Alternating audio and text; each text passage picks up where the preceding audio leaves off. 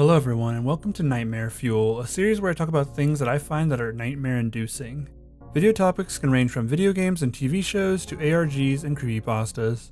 Today we'll be taking a look at Mr. Mix, a creepypasta that is still pretty popular in the gaming creepypasta community. I'll be narrating it and then giving some thoughts about it at the end, so let's start the video. Does anyone remember an old PC game from the early 1990s called Mr. Mix? It's mainly a typing game similar to Mario Teaches Typing, where you have to type words into a box to make the chef, the titular Mr. Mix, put ingredients into a bowl. Unlike most typing games, however, this game is notorious for having an insane difficulty curve. The game has a words per minute requirement for each level, being as low as 10 on level 1 and as high as 85 on the third. By level 5, the requirement reaches over 500, effectively making it impossible to proceed any further. One of the main things people noticed about this game immediately was the background music. The music on the first level was an unsettling pattern of growls that got progressively louder as the level went on, often causing damage to early computer speakers that were not designed to handle extremely high volumes of sound. The second level had no music at all, and the third had what sounded like an extremely low quality recording of a hairdryer playing in the background. The remaining two levels had an extremely loud, high-pitched ringing throughout the level that caused severe eardrum damage to those who managed to get that far. Another rather disturbing aspect of the game was the design of Mr. Mix himself. He was a large, round-faced, overweight man with large, beady eyes and red spots on his cheeks. Most children who played the game reported having vivid nightmares of Mr. Mix speaking to them in a quiet, raspy voice and threatening them to keep quiet about something. However, none of them could remember exactly what that was. One psychologist who saw many of these children reported being disturbed by the sheer amount of terror on the faces of the children as they recounted the details of the nightmare. Many of the children broke down into tears in the process, begging for their parents to save them. However, no direct relationship to the game itself could be determined by these few cases, as not all children suffered the same adverse effects. For obvious reasons, this game did not sell very well. It remained in relative obscurity until a few years ago, when PC hackers got a hold of a ROM for the game and started digging through it. Using memory hacking software, they managed to crack the game's code and bypass the impossible 5th level. What they found, however, was extremely disturbing and caused many of them to quit the expedition altogether. According to the reports these hackers left behind, the game behaves very strangely if the 5th level is bypassed. The game crashes violently and closes, writing a bunch of files to the user's System32 directory to the point that the RAM was almost completely filled.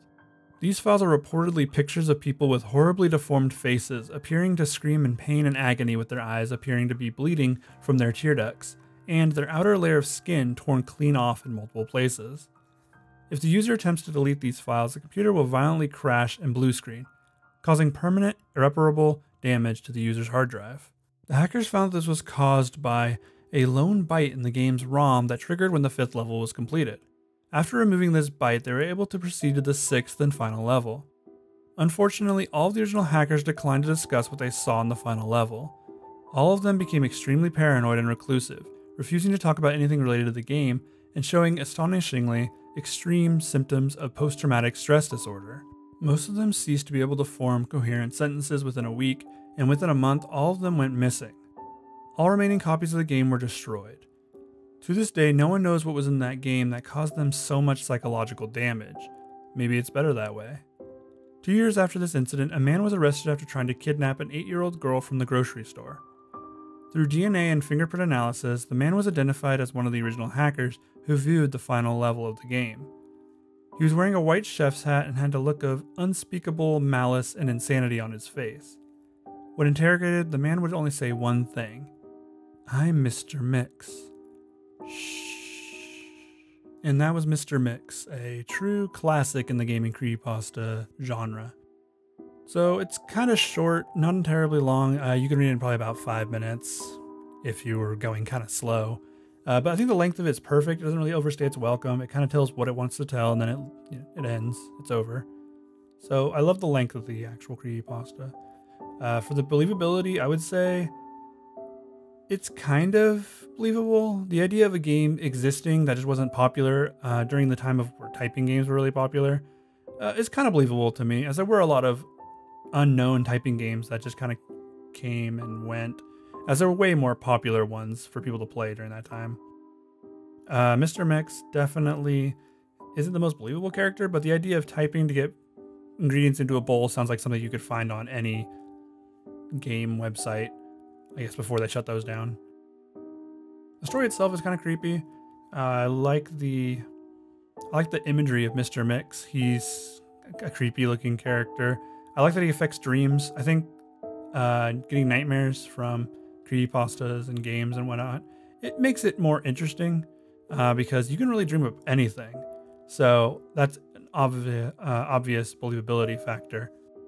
And that's kind of it from Mr. Mix. I love the story. It's really good. I think it's definitely one of my favorite of the gaming creepypasta subgenre. And it's not even based off an actual game I played, which might be why I like it so much. Alright everyone, thanks for watching the video. If you liked it, let me know in the comments down below. Also let me know what other topics I should cover for this series. And don't forget to subscribe if you haven't already. I'll see you all in the next video.